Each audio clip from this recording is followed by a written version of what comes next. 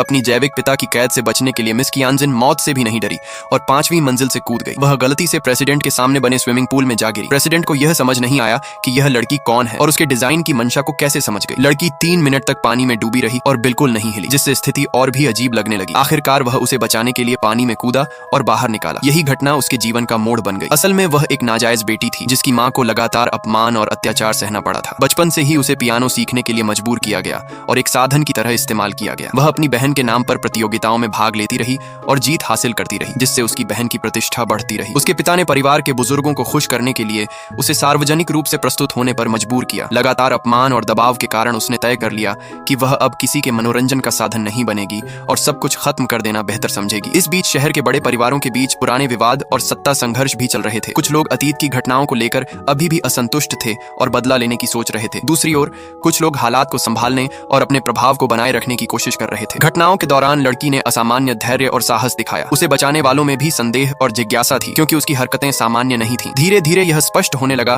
कि वह सिर्फ एक साधारण लड़की नहीं है, बल्कि उसके भीतर गहरे दर्द, दृढ़ता और अपने भाग्य को बदलने की तीव्र इच्छा छिपी हुई है। आगे चलकर परिस्थितियां और जटिल हो गईं। कुछ लोग उसकी तलाश में लगे थे, जबकि कुछ उसे छिपाने की कोशिश कर रहे थे। खतरे, षड्यंत्र और रहस्यों के बीच उसकी कहानी आगे बढ़ती रही। उधर उसके परिवार में भी स्थिति आसान नहीं थी। उसके पिता ने उस पर नियंत्रण बनाए रखने की कोशिश की और उसे अपनी योजनाओं के अनुसार ढालना चाहा। उसकी सौतेली माँ को डर था कि लड़की कहीं उनके नियंत्रण से बाहर ना हो जाए, इसलिए उसे सीमित रखने और निगरानी में रखने की योजना बनाई गई। लड़की को फिर से पढ़ाई और प्रशिक्षण की ओर धकेला गया ताकि उसे एक निश्चित भूमिका में ढाला जा सके। उसकी बहन उसे लगातार पीछे रखने और खुद आगे बढ़ने के लिए उसका इस्तेमाल करती रही। इसी बीच एक बड़े परिवार में विवाह की तैयारी चल रही थी, जिसमें